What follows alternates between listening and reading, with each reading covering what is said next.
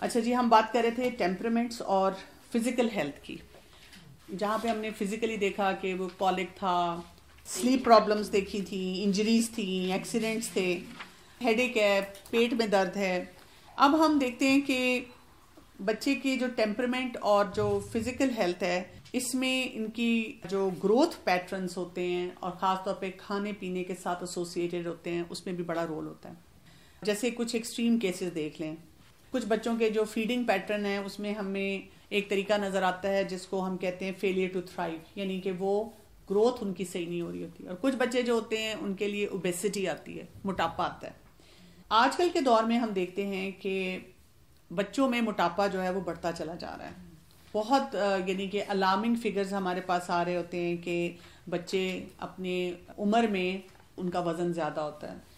हमारी कल्चर्स में, हमारी सोसाइटी में लोगों को ऐसे मोटे बच्चे बड़े प्यारे लगते हैं। अक्सर डॉक्टर्स के पास जाकर बल्कि लोग कहते ही हैं कि बच्चा जो है ना कमज़ोर लग रहा है, किसी भी एज का हो।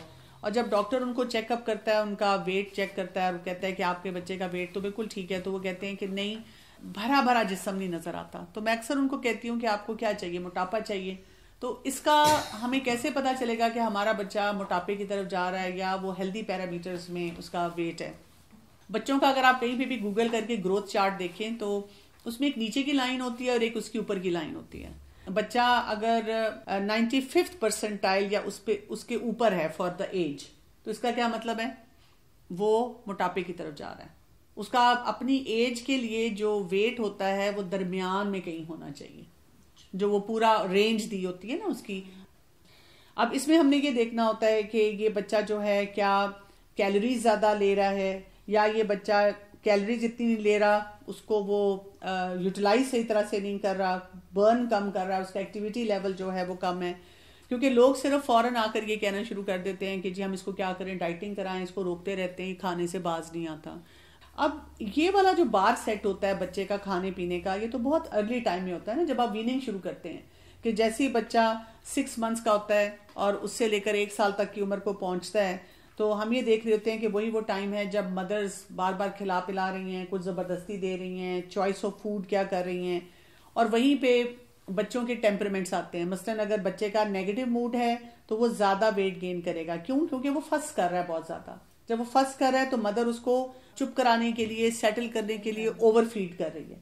अच्छा, फिर इसी तरह से 8 से 12 साल की उम्र के जो बच्चे होते हैं, अगर उनके टेम्परामेंट में लेस प्रिडिक्टेबिलिटी है या लेस परसिस्टेंस है, तो फिर क्या होगा? उनका वेट बढ़ना शुरू हो जाएगा। कभी वो सुन लेंगे बात, वो जो आप बता रहे हैं वो खाएंगे, कभी वो ओवर ईट कर लेंगे।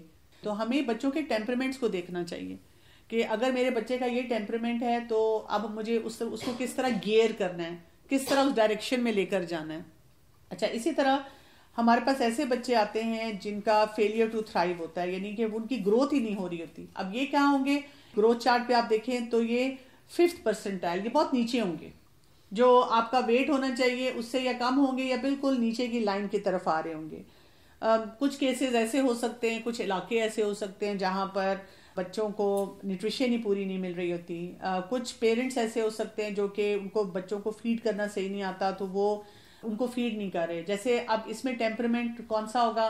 वो बच्चा जो जरा सेटल्ड है तो वो बार बार मांग ही नहीं रहा, वो अपनी डिमांड नहीं दे रहा। और अगर उसी घर में एक बच्चा है जो कि ऐसे डिफिकल्ट टेम्परामेंट का है कि वो बार बार क्यूज दे रहा है, पेरेंट्स उसको फीड करते जा रहे हैं, इस बच्चे के क्यूज को नहीं पिक कर रहे और उसको फीड नहीं कर रहे, या पेरेंट का अपना कोई बहुत बड़ा मसला है और बच्चे का टेम्परामेंट भी माइल्ड है, वो अपने चैलेंजेस में ही लगा हुआ है और वो बच्चे को उतना खाना जो देना चाहिए वो नहीं दे रहा। तो इन सारी चीज़ों में भी हमने क्या देखना होता है कि पेरेंट की एनर्जी किस तरफ जा रही होती है, पेरेंट्स का एक्सपीरियंस कितना है, और ओवरऑल पहले सारा चेक करना होता है कि बच्चे के टेम्परामेंट के हिसाब से उसको कितनी कैलोरीज मिल रही हैं। कभी कभी ये भी हो जाता है कि बच्चे का टेम्परामेंट डिफिकल्ट होता है और पेरेंट जो होता है ना वो तंग पड़ जाता है, और पेरेंट फिर उसको छोड़ देता है कि बस मैंने नहीं अब इसको बार बार कहना या मैंने नहीं इसको फीड करवाना। उसको भी स्ट्रेस आ रहा होता है और बच्चा भी ज्यादा स्ट्रेसफुल हो रहा होता है। यहाँ पर हमारे पास फिर कई ऐसी भी सिचुएशंस आ जाती हैं, जैसे कुछ ऐसे इलाके हैं ना जहाँ पे जैसे वॉर जोन्स हैं, वहाँ पे भी बच्चे होते हैं, या जहाँ पे कोई कहत साली आई हुई है, या जहाँ पे कोई स्टारवेशन की सिचुएशन हो गई है। और उसमें भी ये देखा गया है कि जो इजी टेम्परामेंट वाले बच्चे हैं वो ज्यादा सफर करते हैं। क्योंकि जो बच्चा ज्यादा रो रहा है, लेट्स से वहां पर अगर वो कोई खाना प्रोवाइड भी कर रहे हैं, तो जो बच्चा ज्यादा रो रहा है, ज्यादा फंस कर रहा है, वो अपने लिए खाना ले आता है। और जो बच्चा बड़ा डल बैठा होता है, वो कुछ भी नहीं कर रहा होता, उसके साथ क्या होता है, वो उसके मिस हो जाता है।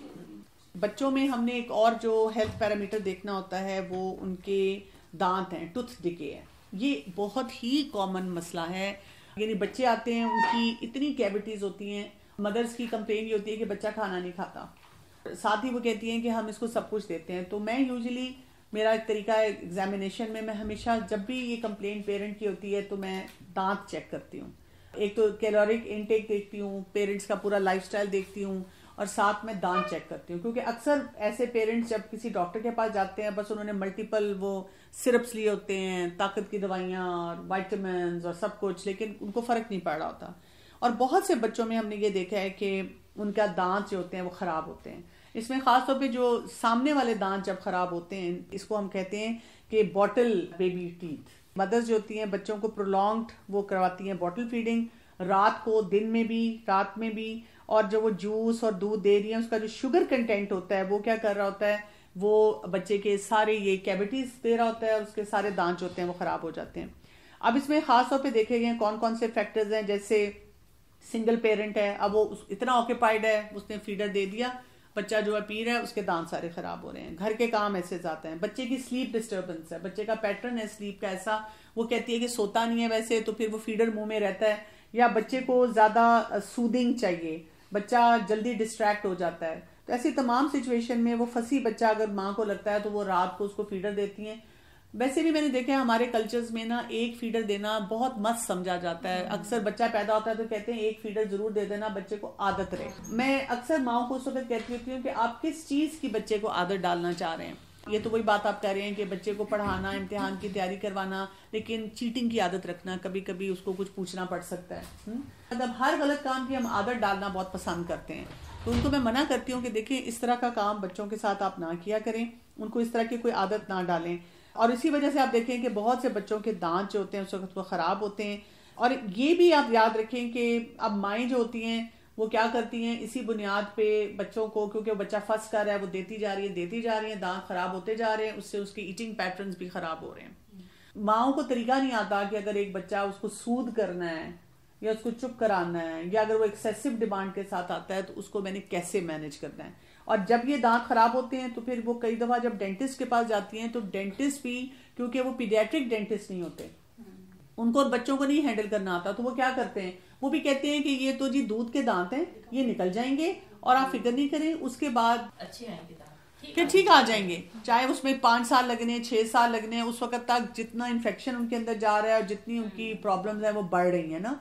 और फिर पेरेंट्स भी घबराते हैं कि जी बच्चा मुंह नहीं खोलेगा, बच्चा चेक नहीं कराएगा, हम कैसे इस चीज को मैनेज करें। तो हमारे साथ एक डेंटिस्ट हैं, तो वो हमें बताएं कि इसमें क्या पता है। कैविटीज का है ना, उसमें ये बहुत इंपॉर्टेंट है कि जो मदर्स और पेरेंट्स उसको निग्लेक्ट करते हैं कि प्राइमरी डेंटिशियन जो है, जो बच्चों के दूध के दांत होते हैं, उसमें यह कि कीड़े वगैरह जब बहुत लगते हैं वो उसको निकलवा देते हैं और उसको मेंटेन करने के लिए कोई रिप्लेसमेंट नहीं करते। उसकी वजह से बच्चों के दांत बहुत टेढ़ जाता है। जब जो क्राउडिंग का प्रॉब्लम है, ऑर्थोडोंटिस्ट जितने भी हैं उनकी ये बढ़ गया बहुत फील्ड। दूसरा, ये गन्ना चिबाने पहले बहुत होता था, अब लोग बच्चों की लाइफस्टाइल से जबड़े छोटे हो रहे हैं और क्राउडिंग के प्रॉब्लम ज्यादा हो रहे हैं। उसमें ये है कि बच्चों को ये चीजें देनी चाहिए कि वो च्यू करें, वो हेल्दी डाइट रखें जिसमें च्यूइंग बहुत ज्यादा हो, ताकि उनके मसल्स काम करें, उनकी जॉ ग्रो करें, उनकी ग्रोथ प्रॉपर हो और क्राउडिंग ना हो।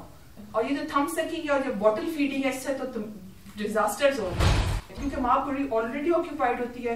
अगर एक बच्चा स्पेशल है तो बाकी भी 2 बच्चे हैं, तो सबसे ज्यादा नेग्लेक्ट तो वो स्पेशल वाला बच्चा ही होता है। स्पेशल का मतलब ये है, तो उसकी हाइजीन पे ज्यादा ख्याल रखें। हम दे देते हैं उसको, और जैसे फिजी ड्रिंक्स हैं, इससे जो फिजीनेस की वजह से जो एनामल है ये बहुत ज्यादा डैमेज होता है, इसलिए सेंसिटिविटी बहुत ज्यादा बढ़ जाती है। तो शुरू से बच्चों को हेल्दी ईटिंग ऑप्शंस हो। साइकोलॉजिकल डिसऑर्डर्स में बच्चे थम सकिंग सूदिंग के लिए करते हैं या कोई डमी वगैरह लेते हैं, उससे क्राउडिंग बहुत ज्यादा होती है और उसकी वजह से बॉटल जो लेकर सो जाते हैं, कीड़े तो बहुत ज्यादा लगते हैं, कैविटी सबसे ज्यादा प्रॉब्लम करती है। बिल्कुल। अच्छा, यहाँ पे मैं आपसे ये पूछना चाहूंगी कि जैसे हम वीनिंग स्टार्ट करते हैं बच्चों की, तो वीनिंग में अक्सर ये लोग कमर्शियल प्रोडक्ट्स बहुत सारी दे देते हैं, बिल्कुल पतली पतली सी माइट सी होती हैं। ये भी बहुत सारे पेरेंट्स आके बात करते हैं कि जी बच्चे के तो अभी दांत नहीं निकले, तो हम इसको सख्त चीज कैसे दे दें। मैं भी उनको ये बताती हूँ कि देखिए, उनकी गम्स की एक्सरसाइज होगी और वो दांत निकलेंगे। जैसे हमने अपनी बुक्स में पढ़ा था कि 6 मंथ्स पे बच्चा जो होता है वो दांत निकालता है, लेकिन प्रैक्टिकली अब मैं देख रही हूँ कि पेरेंट्स ने इतना अपना लाइफस्टाइल चेंज कर लिया हुआ है कि बच्चे साल के हो जाते हैं और उनके दांत नहीं निकल रहे होते ना। तो इस सिलसिले में एक डेंटिस्ट क्या एडवाइस करता है कि जी कौन कौन सी वीनिंग डाइट्स जो हैं वो बच्चों को देनी चाहिए? ये तो मोस्टली बच्चों पे डिपेंड करता है। 6 मंथ्स में वो कहते हैं कि 6 मंथ्स में थोड़ी थोड़ी वीनिंग स्टार्ट करें, डिपेंडिंग ऑन चाइल्ड्स इनटेक, यानी कि उसके एक्सेप्टेंस लेवल पे कितना है। तो कुछ बच्चे होते हैं जिनके सुभान अल्लाह 6 मंथ से ही हमारे डेसिडस शुरू हो जाते हैं ग्रो, मेजॉरिटी 6 to 8 में उस रेंज में आना शुरू हो जाते हैं। तो हम अक्सर यही कहते हैं कि 6 से 8 में चूंकि आना शुरू होती है तो थोड़ा थोड़ा मसल्स में ना एक टाइटनेस और एक चीज पैदा होना शुरू हो जाती है, इसकी वजह से लोग डमी देते हैं, उसकी वजह से च्यू कराते हैं, तो उसकी वजह से थोड़ी सी ग्रोथ अच्छी होती है। लेकिन जनरली जब तक बच्चे के थोड़े थोड़े दांत आने शुरू होते हैं वीनिंग स्टार्ट नहीं करनी चाहिए। कुछ डाइट्स ऐसी होती है जिसमें बच्चे के लिए सेफ है, थोड़ा से सेमी सॉलिड, वो स्टार्ट करने में कोई हर्ज नहीं है, डिपेंड करता है। अच्छा, अगर एक बड़ा बच्चा स्कूल गोइंग है और पेरेंट ने देखा है कि जी अब उसके दांत में कोई कैविटीज आ रही हैं, तो अब उसको वो कैसे आइडेंटिफाई करेगा कि जी मैं जिस डेंटिस्ट के पास जा रहा हूँ, अगर डेंटिस्ट ही तसल्ली देकर भेज देता है कि कुछ भी नहीं होना, तो वो कैसे आइडेंटिफाई करे कि जी वाकई अभी कुछ भी नहीं करना, या ये कि इसकी फीलिंग होनी चाहिए, वो उस डेंटिस्ट का इंतखाब कैसे करे? वैसे तो आजकल बहुत ज्यादा प्रॉब्लम्स हैं, क्योंकि अक्सर डेंटिस्ट अक्सर इतने अच्छे काबिल नहीं, कॉम्पिटेंट नहीं होते या स्किल्ड नहीं होते, डिपेंडिंग उनके कैसे उनकी ट्रेनिंग हुई भी है या कहाँ से उन्होंने किया। लेकिन इसमें यह कि पेरेंट्स थोड़ा सा कॉन्शियस रहें कि जैसे 6 मंथ से बच्चों के दांत शुरू होते हैं और 6 ईयर से परमानेंट पहला टूथ मोलर आना शुरू हो जाता है। उसमें जब पहला मोलर टूथ आना शुरू होता है तो मैं अपने बच्चों को भी यही कहती हूँ, मीठे की टॉफीज का बहुत है, मैं उनको लिमिट कर देती हूँ, सारे बच्चा उसको दिल करता है कि मैं टॉफीज खाऊं। लेकिन उसमें यह कि जैसे मोलर टूथ आना परमानेंट आया, ऑफ कोर्स जब तक हमने पहले से इसको प्लानिंग हो कि जब बच्चे के दांत आना शुरू होता है तो हम मुस्लिम ये जो क्लॉथ वगैरह या गॉज पीस उसकी सफाई रखें। ये बहुत अवेयरनेस है, स्पेशली स्पेशल बच्चों में जब मैं जाती हूँ मैं उनको यही कहती हूँ कि माँ का काम है कि एक बच्चे के साथ एक हैंकरचीफ हो, एक छोटा सा रुमाल हो, स्पेशली जो कॉटन का हो, साफ सुथरा, कि बच्चा ब्रश के लिए बहुत ज्यादा रिस्पॉन्स नहीं देता कि मेरी ब्रशिंग हो, तो वो साफ करे, क्योंकि जब वो प्लाग बनेगा वो टाटर बन जाएगा और फिर अल्टीमेटली जिंजाइवल प्रॉब्लम्स शुरू हो जाएंगी। बच्चा बड़ा हो गया, उसकी आइडेंटिफिकेशन के लिए पेरेंट्स की नॉलेज बहुत जरूरी है कि अगर बच्चे को सेंसिटिविटी हो रही है या बच्चा बहुत ज्यादा खा रहा, ब्रशिंग नहीं कर रहा, क्योंकि ये दोनों तरफ से है कि मदर्स पेरेंट्स भी ध्यान रखें, बच्चे को थोड़ी सी अवेयरनेस दें कि बाहर है तो हर वक्त तो नहीं आप उसकी ब्रशिंग, और कहीं हम भी चाहे तो मेक श्योर कि वो रात को जरूर खाए। अक्सर ये होता है कि सुबह हम कहते हैं कि सुबह उठते साथ ब्रश करें, अक्सर नाश्ते के बाद ब्रश करना चाहिए। सुबह थोड़ा बहुत रिंस कर सकते हैं आप, ये माउथ वॉश होना, लेकिन अच्छी ब्रशिंग ब्रेकफास्ट के बाद होनी चाहिए, ताकि जो गंद वगैरह रात से तो आपका मुंह साफ है क्योंकि आपने रात को ब्रशिंग किया। फिर ये कि जब पेरेंट्स को पता हो कि अब मोलर टूथ है या परमानेंट टूथ है वो डैमेज की तरफ जा रहा है, तो उसी वक्त, अभी तो बाहर के मुल्क में तो पहले ही fish pit and fissure sealant कर देते हैं ताकि बच्चे के दांत स्टेबल रहे, या ऊपर एक क्राउनिंग कर देते हैं, सिल्वर क्राउनिंग या जो भी, आप तो बहुत लेटेस्ट चीजें आ गई हैं। हमेशा अर्ली इज बेटर। तो अगर जैसे आइडेंटिफाई किया कि कोई टिथ में प्रॉब्लम है तो जाएं, एक्सरे कराएं, बच्चे को देखें, जितने उसकी हेल्थ अच्छी होगी, डेंटल हेल्थ अच्छी होगी, तो उसकी हैबिट्स भी अच्छी होगी, उसके टेंट्रम्स भी कम होंगे, वो बच्चा मेंटली और साइकोलॉजिकली, जिसके अच्छे दांत नहीं होते वो साइकोलॉजिकली बड़ा ऐसे स्माइल करता है, ऐसे फील करता है। तो ये पेरेंट्स का बहुत काम है कि उसके अंदर कॉन्फिडेंस पैदा हो, ताकि उसके दांतों की जो हेल्थ केयर है उसकी साइकोलॉजिकल इम्पैक्ट कम हो जाए। उसके दांतों पर बहुत ज्यादा काम करने की जरूरत है, और फॉरन अर्ली डायग्नोसिस बहुत जरूरी है आपको। और लेकिन ये है कि ये पूछना चाहिए और वैसे भी देखना चाहिए कि अच्छा डेंटिस्ट ना मिले तो हम अक्सर देखते हैं कोलीग्स और उधर पूछते हैं हम कहाँ जाएं, मैं कहती हूँ टीचिंग हॉस्पिटल में जाएं, वहां पे उन्होंने लेवल सेट किए हुए हैं, तो वो हमेशा ये कहते हैं कि आप जाएं, अगर आपने सीनियर से कराना है तो आप जाके डिपेंडिंग, लेकिन अगर जूनियर को भी केस देते हैं तो सीनियर उसको सुपरवाइज कर होता है, क्योंकि एक केस अगर आपका है ऑर्थोडोंटिक का केस है तो उसको सारी टीम इकट्ठे सेटल करती है, यानी कि उसको स्टडी करती है और फिर वो पेशेंट को बुलाते हैं, उस पर डेमो होती है कि एक डिफरेंट केस आया था। ये जो आपने बात की बहुत इंपॉर्टेंट है। मैं हर पेशेंट को यही बताती हूँ, पेरेंट जब भी मेरे पास आता है, जैसे संडे का दिन है आप नहीं मिलेंगी या कोई भी डॉक्टर नहीं अवेलेबल होगा या ज्यादा मुश्किल क्राइसिस केस है, हम क्या करें। हमारे लोगों का कॉन्सेप्ट ये है कि जो गवर्नमेंट हॉस्पिटल्स हैं वहाँ ये ट्रीटमेंट सही नहीं होती। मैं इनको बताती हूँ जितने गवर्नमेंट हॉस्पिटल्स हैं वहाँ पे by the book by the principle treatment होती है। ये और बात है कि उनके पास रश बहुत ज्यादा होता है या उनके पास उतनी फैसिलिटीज नहीं होती, लेकिन जो वो फैसला आपको करके दे रहे होते हैं वो सही होता है। कई दफा जो प्राइवेटली बैठे हुए डॉक्टर्स फैसला कर रहे हैं उसमें वो सिर्फ अपनी प्रैक्टिस की वजह से या कुछ प्रेशर्स की वजह से या अपना उनका एक जो एक्सपीरियंस है उसकी वजह से कुछ और आपको मिक्स करके कॉन्सेप्ट दे सकते हैं, लेकिन टीचिंग हॉस्पिटल में आपके साथ वो गलत काम नहीं करेंगे। इसीलिए बच्चों के दांतों के लिए भी मैं यही एडवाइस करती हूँ कि जी जो टीचिंग हॉस्पिटल्स हैं, जो डेंटल, वहां पर आप जाएं। फिर ये कि वहाँ पे डिपेंड करता है कि आप ट्रीटमेंट किससे करा रहे हैं, आपकी क्या प्रॉब्लम है। प्राइवेटली अगर आप अफोर्ड कर सकते हैं तो चले जाएं, लेकिन मैं खुद टीचिंग हॉस्पिटल में जाके अपना इलाज कराती हूँ।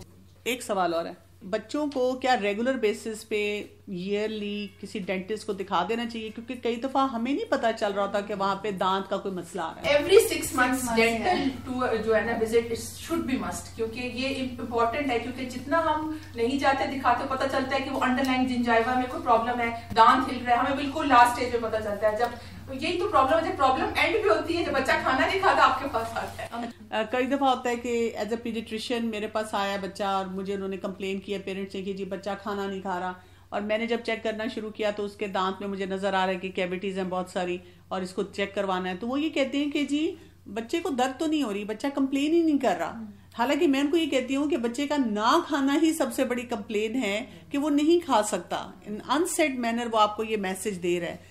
तो इस चीज को कैसे अंडरस्टैंड किया जाए? इसमें यह कि अगर बच्चा कंप्लेन नहीं भी कर रहा, अगर आप अव्वल तो 6 months चेकअप करा रहे हैं तो जरूरत ही नहीं पड़ती, क्योंकि 6 months में वो पहले ही थोड़ा सा आइडेंटिफाई कर लेते हैं कि आप कहीं ब्रशिंग में गलती कर रहे हैं, या बच्चे की हैबिट्स ऐसी हैं, बहुत ज्यादा शुगर इनटेक ले रहा है, उसके बाद ब्रश नहीं कर रहा, या उसकी और कुछ हैबिट्स है जिसकी वजह से उसको फ्लॉसिंग वगैरह नहीं कर रहे। और तो उसमें यही करना चाहिए कि अक्सर जो है दांतों के लिए, क्योंकि जब ये नर्व का है ना कि जब ऑलरेडी एब्सेस बनी हो तो नर्व परसेप्शन कम हो जाती है। अक्सर जब बहुत ज्यादा दांतों में प्रॉब्लम होती है, एक तो होती है कि पल्प तक चली गई है, वो तो चीख मारता है बच्चा, लेकिन कभी ऐसी प्रॉब्लम होती है जो कि बजाय नजर नहीं आती, हुई है अंडरलाइन केरीज होती है, ऊपर से दांत ठीक होता है लेकिन जिंजाइवा या किसी और साइड से जाके अंदर दांत खराब हो चुका होता है। तो फिर बहुत ज्यादा मामला तब भी खराब होता है जब हम रेगुलर चेकअप नहीं कराते। लेकिन फिर भी अगर बच्चा कंप्लेन नहीं कर रहा, लेकिन इसका ये मतलब नहीं है कि हम उसको निग्लेक्ट करें और चेक ना कराएं। खुद भी माँ वैसे चेक कर सकती है कि वो स्टिक्स जो वुडन स्टिक्स होती हैं, दिखाओ जरा एक मिनट इस तरह, लेकिन रेगुलर चेकअप क्योंकि माँ उस तरह से नहीं देख सकती, क्योंकि बच्चा कंप्लेन नहीं कर रहा कि दांत। और इसमें बहुत इंपॉर्टेंट एक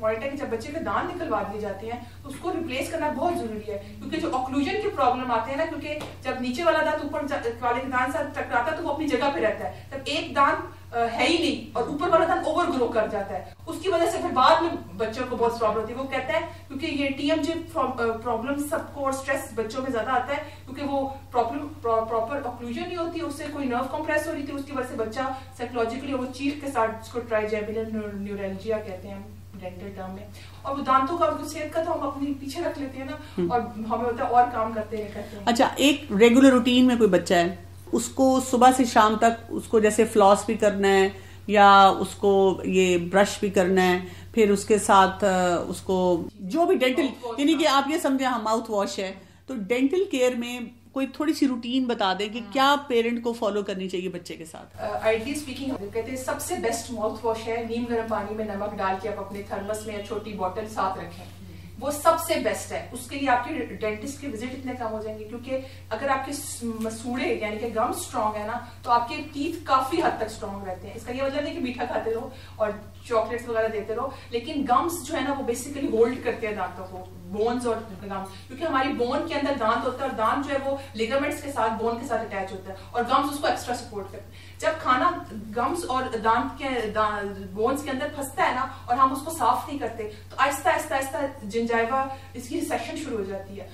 तो इसके लिए सबसे इंपॉर्टेंट है कि इसकी हैबिट बनानी चाहिए। घर में थर्मस में, मेरे अब्बू के प्रॉब्लम तो कहती है वो आपको मैं थर्मस में पानी गर्म करके दे देती हूँ, क्योंकि जाहिर इसके लिए थोड़ी एफर्ट करनी पड़ती है। लेकिन आप दिन में एक दफा नीम गर्म पानी में जैसे पूरे थर्मस उसमें 1 चम्मच नमक डाल दें तो वो उसका लेवल काफी होता है, या पौना चम्मच भी काफी होता है। उसको अब जैसे हम कुरियां करते हैं जाके वजू के लिए, तो उसकी आदत डालें तो उससे काफी है, क्योंकि हम क्यों इतने महंगे लिस्ट्रीन और इतने मार्केट में अब महंगे महंगे माउथ वॉशेज आ गए हैं। भी देखें तो आपकी ब्रेथ बहुत अच्छी हो जाएगी। उसमें ये कि सुबह उठते साथ सुभान अल्लाह, हमारे जो इस्लाम में मिसवाक का कॉन्सेप्ट है और जो हाइजीन का कॉन्सेप्ट है, उसमें यह है कि मिसवाक को आदत डालनी चाहिए, उससे कई बीमारी हमारी मुंह की, पेट की, हमें पता ही है इस बात का। फिर ये कि अगर आपके पास बहुत जल्दी और टाइम नहीं है और आप कहते हैं हमारे पास ब्रशिंग का टाइम नहीं है, तो एटलीस्ट वो या तो सेलाइन गार्गल्स आप कर लें, या फिर आपके पास माउथ वॉश अगर आप वो नहीं कर सकते, आप इतने बिजी हैं, तो आप एक माउथ वॉश माइल्ड वाला रखें, एक स्ट्रॉन्ग वाली होते हैं वो नहीं, और उसको डाइल्यूट जरूर करना है, क्योंकि उसके भी अपने इफेक्ट होते हैं जब हम स्ट्रॉन्ग वाला माउथ वॉश यूज करते हैं। फिर ये कि बच्चे को शुरू से आदत डालें कि रात को खाना खा के टाइम पे ब्रश करके, हम यूके में थे तो मेरी हेल्थ विजिटर आती थी, हमेशा 3 B's बताती थी कि बेड, बुक, बाथ, और इसकी रूटीन आपने बनानी हो। तो रूटीन से खुद ही हमारी होती है। लेकिन माउथ वॉश जिसमें सलाइन गार्गल्स, और अगर बीच में बच्चे ने कोई चॉकलेट खा ली और जिसे हम ईदों पे गोश्त वगैरह बहुत खाते हैं और या कहीं खाने पे जाते हैं, अपने घर में भी रूटीन, तो फ्लॉसिंग, लेकिन बहुत ज्यादा फ्लॉसिंग भी नहीं करनी चाहिए, वो भी गम्स को डैमेज करते हैं और टीथ के बीच में भी ना थोड़ी थोड़ी स्पेस आना शुरू हो जाती है। और ये बाकी हैबिट्स में है कि ये सम सकिंग ना हो छोटी से बच्चों की, फीडर वाले ना हो, लेकिन जैसे हम बड़े हैं तो अभी भी हमारे मजीद उसको स्टॉप कर देगी कि अगर हम रेगुलर ब्रशिंग के साथ ये सलाइन गार्गल्स और उसकी कुर्लियों की आदत डालें, उसके अलावा अपनी पैटर्न्स में शुगर इंटेक को थोड़ा सा कम करें, क्योंकि हम 100% क्लीनिंग कभी भी नहीं कर सकते। एटलीस्ट जो बिल्कुल कुछ नहीं कर रहे तो उससे तो बेहतर है कि हम कुछ तो करें। अच्छा, मेरे जो छोटे दो है ना वो 1 टाइम ब्रश करते हैं, तो मैं रात को करवाऊं? रात को खाने के बाद और सुबह नाश्ते के बाद। सुबह नाश्ते के बाद और रात को खाने के बाद। दरमियान में भी अगर मीठा खाएं फिर करवाऊं? अच्छा, एक और चीज मैं आपसे पूछना चाहती थी लास्ट के, अक्सर लोगों का कॉन्सेप्ट ये होता है कि जब वो ब्रश खरीदने जाते हैं वो समझते हैं अगर हम हार्ड ब्रश लेंगे तो इससे हमारी सफाई बहुत अच्छी होगी। डिपेंड करता है कि क्या जरूरत है, लेकिन मोस्टली जो डॉक्टर्स रिकमेंड करते हैं वो सॉफ्ट ब्रश ही करते हैं, जिसमें मीडियम अपने प्रेशर करना होता है, क्योंकि हमारी ब्रशिंग टेक्निक सही नहीं होती, उसकी वजह से हमारी जिंजाइवल रिसेशन बहुत होती है, या दांतों में बहुत एब्रेजन आ जाती है, घिस जाते हैं बहुत ज्यादा, सिर्फ इसी वजह से कि हम बहुत रफ करते हैं और हम जल्दी में होते हैं ना, बस ऐसे जल्दी किया, रिंस किया और बस कुल्ली। वो नहीं, हमारा कॉन्सेप्ट ये है कि जोर जोर से करेंगे तो ज्यादा अच्छी सफाई होगी। नंबर 2, जो टूथपेस्ट है, क्योंकि हमने इश्तिहार देखे हैं जिसमें वो पूरे उसके ऊपर ढेर सारी टूथपेस्ट लगाते हैं, तो हमारे फैमिलीज में ये भी कॉन्सेप्ट है टूथपेस्ट का कितनी लगानी चाहिए। साइज जो यूके एनएचएस में है वो उसका यही है, तो कहते हैं पिन साइज हो, मटर के साइज के बराबर, और वो काफी होती है। और ये टूथपेस्ट की सिलेक्शन में भी बहुत ज्यादा एहतियात करनी चाहिए, डिपेंडिंग के बच्चे और बड़े उनको क्या प्रॉब्लम है, कई के सेंसिटिव होते हैं। इसमें फ्लोराइड का देखते हैं, क्योंकि कुछ इलाकों में फ्लोराइड कंटेंट ऑलरेडी ज्यादा होता है पानी वगैरह में, तो वो कहते हैं आप फ्लोराइड वाली ना यूज करें। सवाल और है कि टूथब्रश भी हमें कब चेंज कर लेना चाहिए? ये भी एक होता है। जब आप देखिए ना कि उसके ब्रिसल्स थोड़े से ऐसे होना शुरू हो गया, क्योंकि उसमें देखते हैं, क्योंकि अब तो ओरल बी के जो आ रहे हैं वो कलर कोडिंग के साथ आ रहे हैं, कि उसका हाफ, वो कहते हैं अगर आपके हाफ ब्लू का कलर खत्म हो गया ना तो आप उसको फौरन रिप्लेस कर दें, क्योंकि कई लोग बहुत रेगुलर करते हैं, आफ्टर 1.5 मंथ आपको चेंज कर लेना चाहिए, क्योंकि हाफ अगर आप रेगुलर ब्रशिंग करते हैं तो मैक्सिमम 2 महीने बाद आपका ब्रश इस काबिल होता है उसको रिप्लेस कर। ये इलेक्ट्रिक ब्रशेस जो हैं, इलेक्ट्रिक ब्रश बहुत अच्छी चीज है। ये जैसे बच्चों की ब्रीदिंग में स्मेल है तो ये सही तरह साफ नहीं करते, इस वजह से स्मेल इसीलिए होती है क्योंकि जो गम्स के अंदर खाना फंसा होता है ना, वो फूड इंफेक्शन हमेशा गर्म करती है, ठीक है, वो गम्स में फंसी हो या आपके दांतों के बीच में हो, इसलिए फ्लॉसिंग, नीम गर्म पानी में नमक डाल के कुल्लियां जो स्पेशली वो, और ब्रशिंग, इससे काफी कम हो जाता है।